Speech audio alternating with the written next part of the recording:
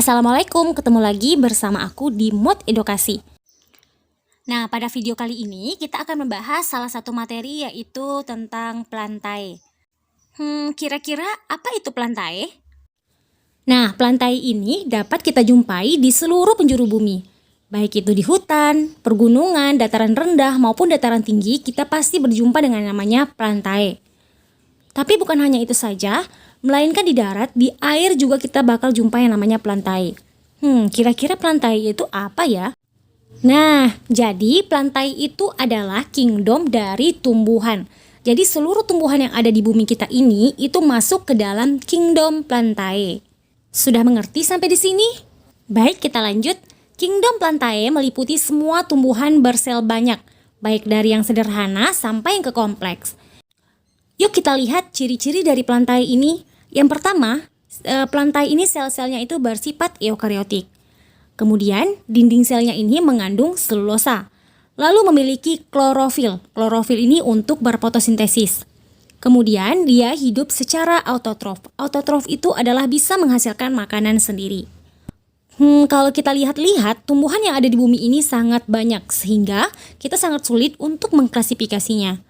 Maka dari itu, para ahli membagi dunia tumbuhan atau dunia plantae ini menjadi dua kelompok, yaitu tumbuhan yang tidak berpembuluh dan tumbuhan yang berpembuluh. Nah, sebelumnya kalian harus tahu dulu nih, berpembuluh itu seperti apa sih? Oke, jadi tumbuhan yang berpembuluh yaitu tumbuhan yang memiliki pembuluh xilem dan floem. Di mana kalau pembuluh xilem ini dia mengangkut air dan nutrisi yang diserap oleh akar ke seluruh tumbuhan. Kemudian kalau floem ini berfungsi untuk mengangkut zat organik hasil fotosintesis seperti gula. Nah, ini dari daun ke seluruh bagian tumbuhan. Nah, jadi seperti itu. Oke, tumbuhan ini kan tadi dibedakan menjadi dua. Yang pertama yang tidak berpembuluh, yang kedua yang memiliki pembuluh. Nah, kita lihat tumbuhan yang tidak memiliki jaringan pembuluh ini dikelompokkan di dalam divisi Bryophyta. Nah, kemudian tumbuhan yang memiliki pembuluh ini dibedakan lagi menjadi dua. Yang pertama, tumbuhan yang memiliki jaringan pembuluh tapi dia tidak memiliki biji. Ini dikelompokkan di dalam divisi Pteridophyta. Kemudian yang kedua, tumbuhan yang memiliki jaringan pembuluh dan memiliki biji, ini dikelompokkan di dalam divisi Spermatophyta. Nah, yang pertama kita akan mulai pembahasan mengenai Bryophyta. Nah, Bryophyta ini biasa dikenal dengan tumbuhan lumut. Nah, Bryophyta ini merupakan organisme dari kingdom plantae yang tumbuhannya bertalus, yaitu tumbuhannya tidak memiliki akar, batang, dan daun sejati. Dengan kata lain bahwa Bryophyta ini masih termasuk tumbuhan tingkat rendah. Oke, walaupun lumut tidak memiliki akar sejati, tetapi lumut ini sudah memiliki struktur yang menyerupai akar sederhana yang disebut dengan rizoid. Nah, rizoid inilah yang berperan sebagai penyerap zat makanan pada lumut. Nah, sekarang kita bahas ciri-ciri dari tumbuhan lumut. Yang pertama, lumut ini hidup di tempat yang lembab. Nah, dikarenakan dia tidak memiliki jaringan pembuluh xilem dan floem, maka lumut ini hidup di tempat yang lembab agar segera menyerap air. Kalau misalnya di tempat yang kering gimana? Ya, dia akan mati.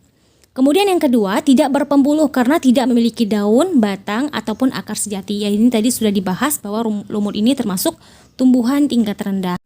Nah, kemudian mengalami metagenesis, yaitu pergiliran keturunan antara fase vegetatif dan fase generatif. Nah, nanti akan saya bahas di video selanjutnya mengenai sistem reproduksi pada plantae. Oke, kemudian hidup secara berkoloni. Nah, Bryophyta ini dibedakan menjadi beberapa jenis ya teman-teman, di mana dibedakan ini berdasarkan penampakan morfologinya. Yuk kita lihat klasifikasi Bryophyta. Yang pertama ada Bryopsida atau lumut daun. Nah, ciri-ciri dari lumut daun ini yang pertama, gametofitnya ini memiliki akar rizoid dengan struktur daun yang melekat langsung pada batang. Nah, kemudian memiliki sporofit berwarna hijau ketika muda, tapi akan berubah warna kecoklatan ketika sudah matang dan siap mengeluarkan spora. Nah, kemudian beberapa dari anggota lumut daun ini memiliki kutikula di bagian daun yang dapat mencegah hilangnya air. Nah, salah satu contoh dari lumut daun ini adalah sphagnum. Oke, next, yang kedua kita masuk ke Hepaticopsida atau lumut hati.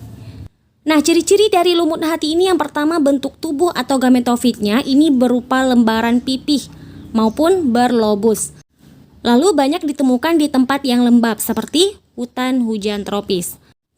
Nah, kemudian struktur penghasil gametnya berbentuk seperti payung dan sporofitnya terletak menggantung pada gametofit betina. Nah, contoh dari lumut hati ini adalah Marchantia polymorpha, Polera, dan juga Rhizocarpus natans. Oke, selanjutnya ada Anthoceratopsida atau lumut tanduk. Nah, kita lihat ciri-ciri dari lumut tanduk. Yang pertama, bentuk tubuh atau gametofitnya ini berbentuk seperti lembaran. Kemudian, habitatnya ini di daerah kelembapan tinggi, ya teman-teman. Nah, kemudian sporofitnya ini tumbuh menjulang pada gametofit yang berbentuk kapsul memanjang seperti tanduk. Nah, itu sebabnya dinamakan dengan lumut tanduk. Nah, selanjutnya memiliki kapsul spora yang membukanya tidak secara bersamaan, tapi dimulai dari bagian atas sporofit sampai ke bagian bawah. Nah, contoh dari lumut tanduk ini adalah Anthoceros levis. Nah, itulah tadi klasifikasi dari tumbuhan lumut atau Bryophyta. Coba kalian pikirkan, apakah lumut ini memiliki manfaat bagi kehidupan manusia? Oke, jawabannya, jadi lumut ini sangat memiliki manfaat penting bagi kehidupan manusia. Salah satu contohnya adalah lumut daun. Jadi lumut daun ini, dia itu menjaga keseimbangan ekosistem kita loh. Di mana lumut daun ini berperan untuk menangkap dan menyimpan karbon dioksida. Nah, sehingga bisa mengurangi terjadinya pemanasan global pada bumi kita. Oke, itulah tadi manfaat dari lumut. Salah satunya adalah lumut daun. Nah, itulah tadi pembahasan mengenai Bryophyta. Sekarang kita masuk ke Pteridophyta atau yang biasa disebut dengan tumbuhan paku. Nah, tumbuhan paku ini adalah kelompok organisme dari kingdom Plantae yang merupakan tumbuhan berkormus, yaitu tumbuhan yang memiliki akar, batang, dan daun sejati, serta memiliki pembuluh angkut, xilem, dan floem. Oke, kita lihat ciri-ciri dari tumbuhan paku. Yang pertama, tumbuhan paku ini hidup di tempat yang lembab. Kemudian, tumbuhan paku ini menghasilkan spora, lalu daun yang masih muda dari tumbuhan paku ini menggulung. Nah, batang tumbuhan paku ada di dalam tanah yang disebut dengan rizoma. Nah, pada rizoma ini tumbuh akar serabut dan tangkai daun. Nah, lalu daun pada tumbuhan paku ini terdiri dari daun yang kecil atau mikrofil, kemudian daun yang besar atau makrofil, lalu daun penghasil spora yaitu sporofil, dan daun yang berfungsi untuk fotosintesis yaitu tropofil. Nah, kemudian akar dan batang serta daun dari tumbuhan paku ini memiliki berkas pengangkut yaitu xilem dan floem. Nah, kemudian tumbuhan paku ini mengalami pergiliran keturunan atau metagenesis yaitu fase gametofit dan fase sporofit yang silih berganti. Oke, sekarang kita masuk ke klasifikasi tumbuhan paku. Nah, tumbuhan paku ini memiliki beberapa subdivisi, yaitu yang pertama ada Psilopsida. Nah, Psilopsida ini merupakan paku purba, di mana paku purba ini berdaun kecil atau tidak berdaun, dan paku purba ini akarnya itu tidak sejati. Nah, apa saja contoh dari paku purba ini? Contohnya adalah Psilotum sp. Nah, yang kedua ada Lycopsida atau yang biasa disebut dengan paku kawat. Nah, paku ini berdaun kecil dan tersusun spiral. Kemudian sporangiumnya di ketiak daun yang membentuk strobilus atau kerucut. Lalu batangnya seperti kawat. Nah, contoh spesiesnya adalah Lycopodium sp. Nah, selanjutnya ada Sphenopsida, yaitu paku ekor kuda. Nah, paku ini berdaun kecil, lalu sporangiumnya terdapat di dalam strobilus atau runjung. Nah, batangnya ini seperti asparagus, berongga, berbuku-buku, dan tumbuh tegak. Nah, contoh spesies dari paku ekor kuda ini adalah Equisetum sp. Oke, subdivisi selanjutnya ada Pteridopsida, yaitu paku sejati. Nah, paku ini berdaun besar, kemudian daun mudanya itu menggulung, lalu sporangium pada tumbuhan paku sejati ini terdapat pada sporofil. Nah, contoh spesies dari paku sejati ini adalah Adiantum cuneatum. Nah, tadi kan kita sudah mengklasifikasikan tumbuhan paku ini berdasarkan beberapa subdivisi yang dimilikinya. Kemudian ada klasifikasi berdasarkan jenis spora. Nah, berdasarkan jenis spora yang dihasilkan, tumbuhan paku ini dibedakan menjadi 3. Yang pertama ada paku homospor, yaitu paku yang memiliki satu macam spora. Dan sporanya ini sama besar. Contohnya adalah Lycopodium sp atau paku kawat. Lalu yang kedua ada paku heterospor, yaitu paku yang memiliki 2 macam spora. di mana spora yang kecil itu jantan dan spora yang besar itu betina. Contohnya adalah Marcella sp atau paku semanggi.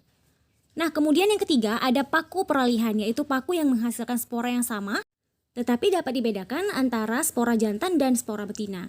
Contohnya adalah Equisetum debil.